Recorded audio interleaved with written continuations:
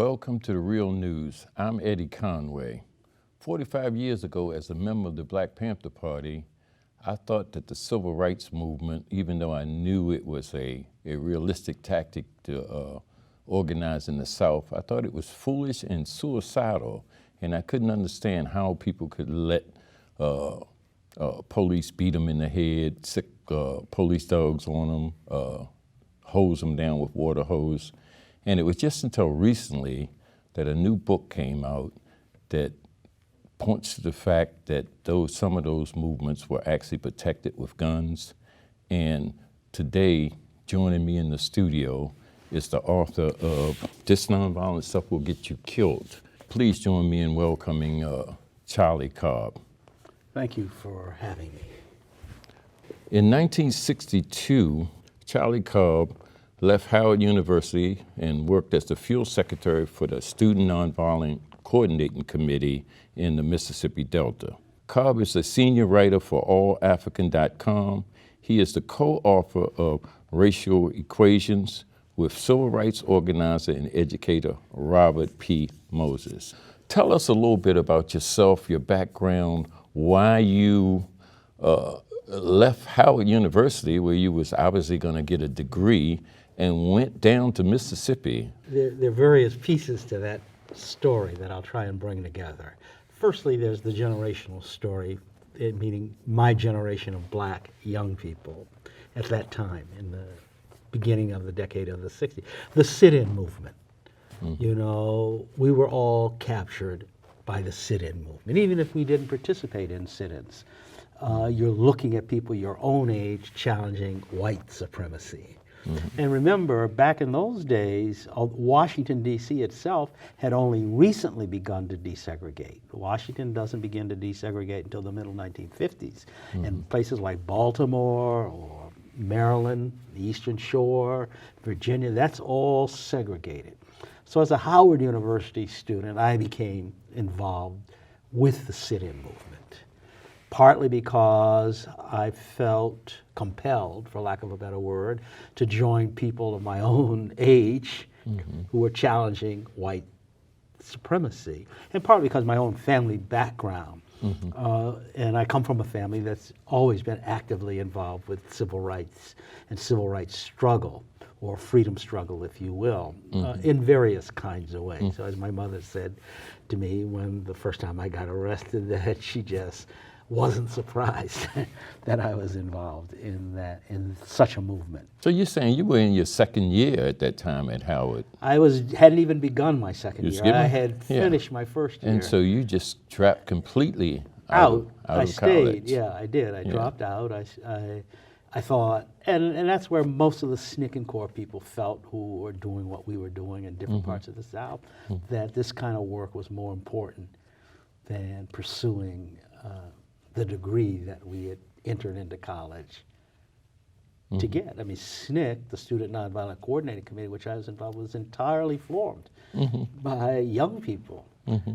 who had left school after being involved in the sit-in movement, but wanting to do something more mm-hmm. than get a cup of coffee or a hamburger or something at some white restaurant or lunch counter. The whole organization, and CORE itself, the Congress for Racial Equality, was changed by young people who did exactly the same thing and who left. And most of them were Southerners, I should say, not Northerners.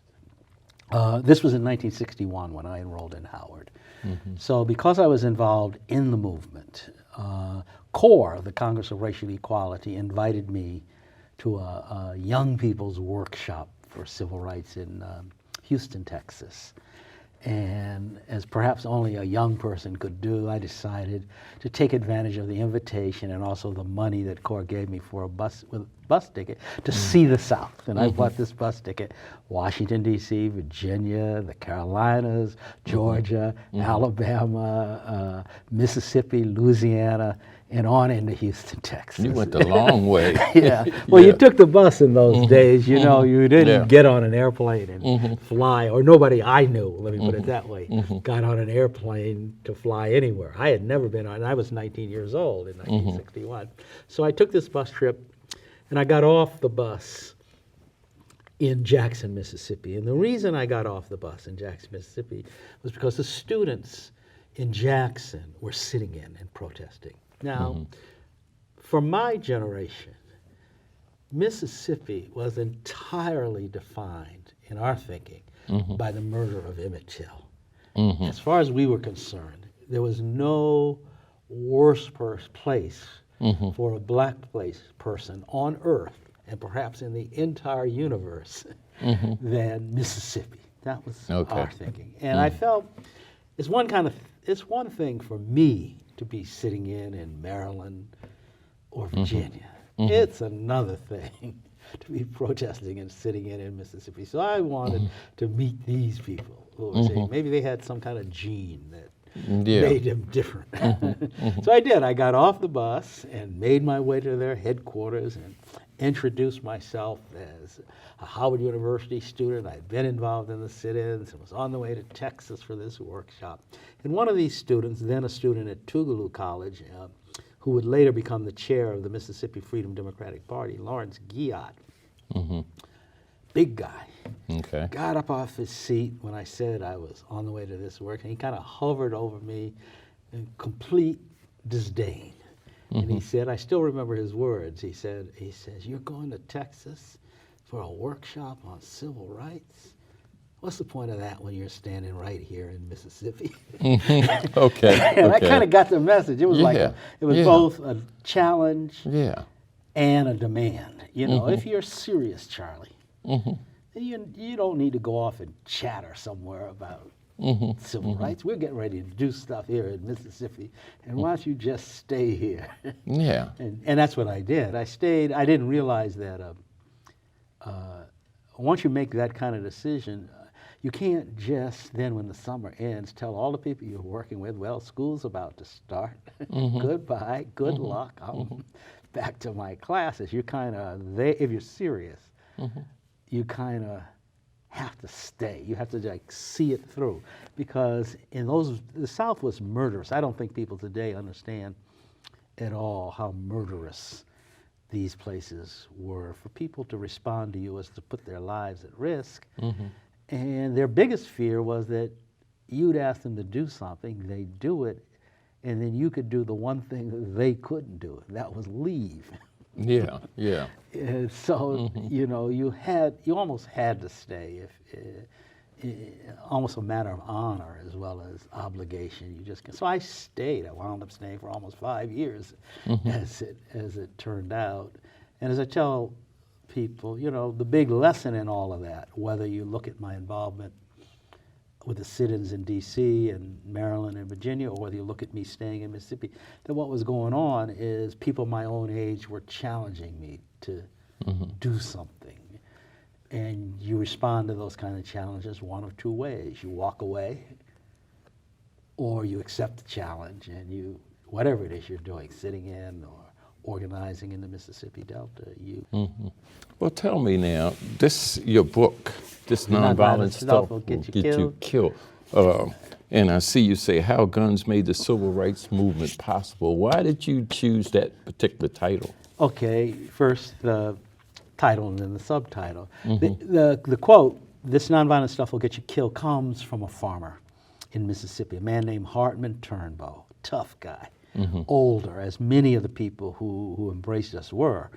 Mr. Turnbow was the president of his little local NACP branch in Holmes County, Mississippi. But like a lot of those guys, they liked us because we were willing to directly challenge white supremacy, and they were looking for the kind of energy that we brought to the movement. They were frustrated at some levels because the national NACP, which they were a part of, was really reluctant to involve itself in the deep South.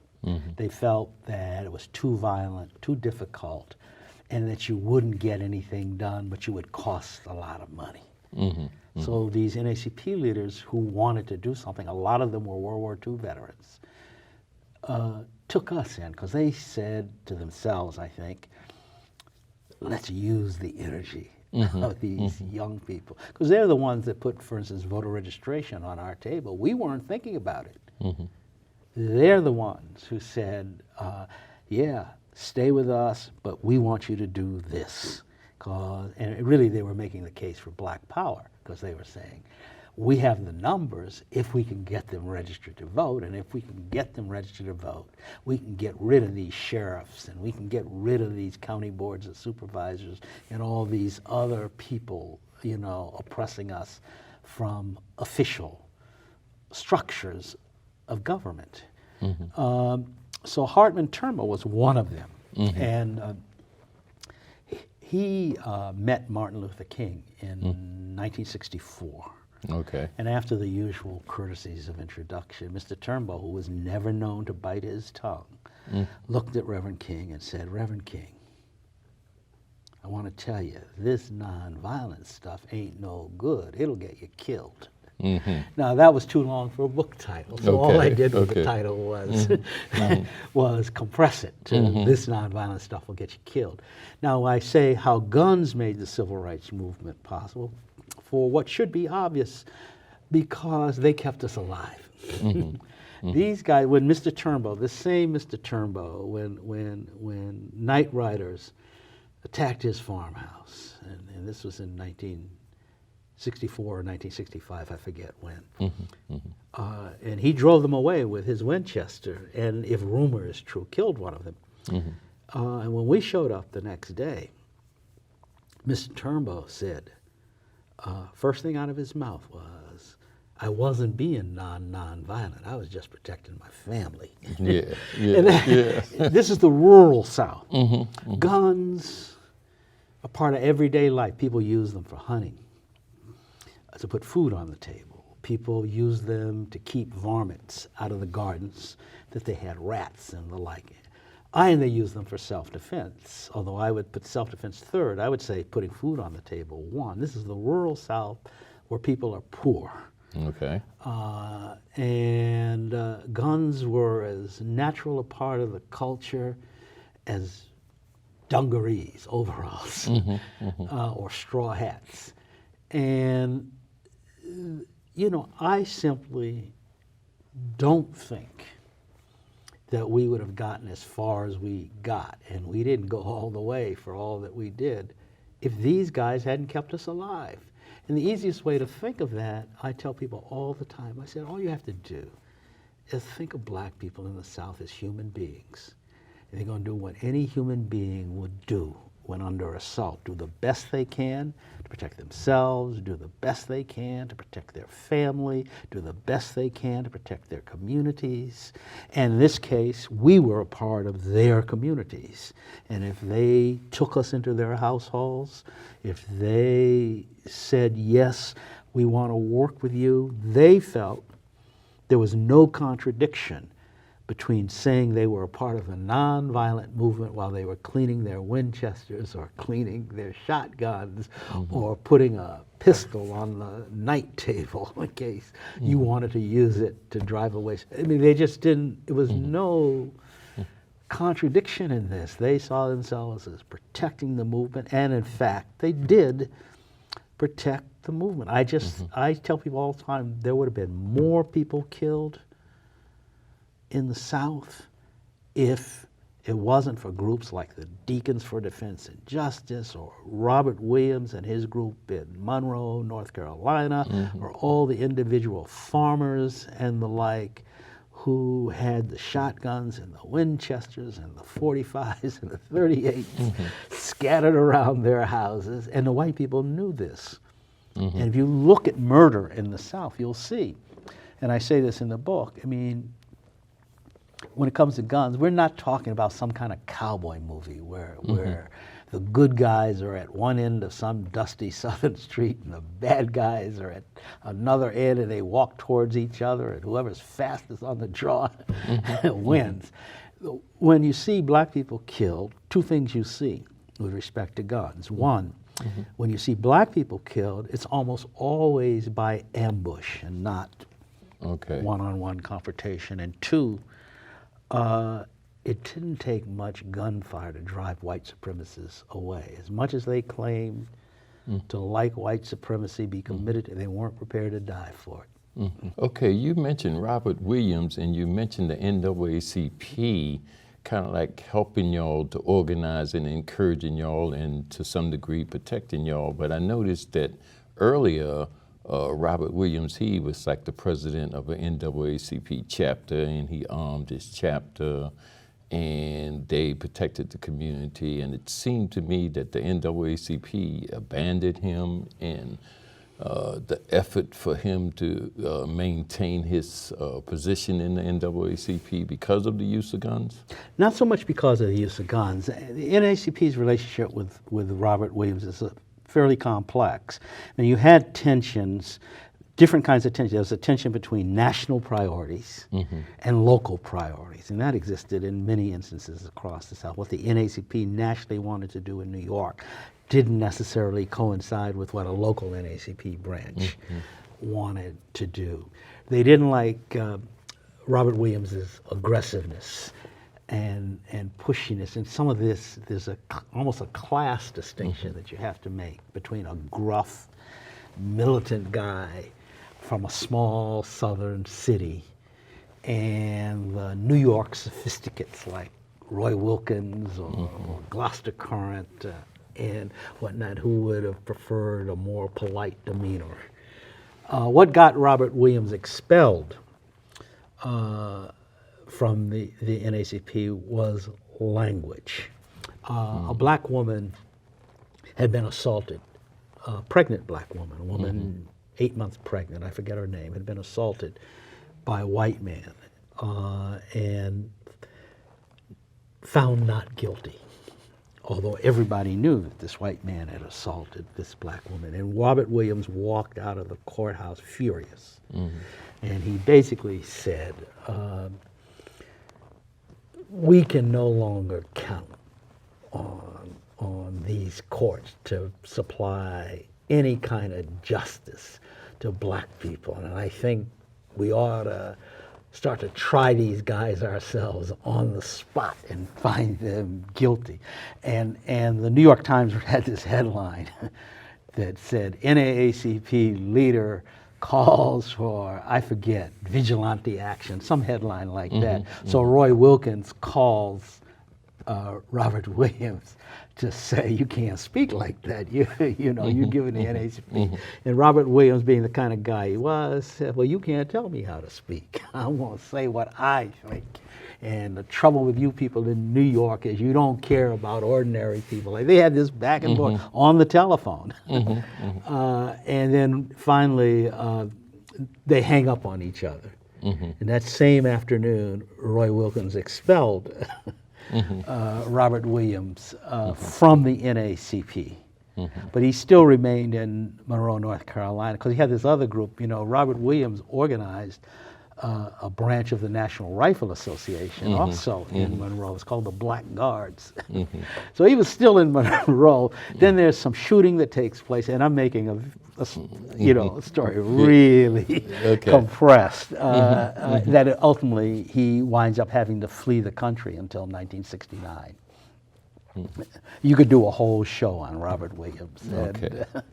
All right. I'm Eddie Conway, and I'm here with Charlie Cobb's offer of This Nonviolent Stuff Will Get You Killed.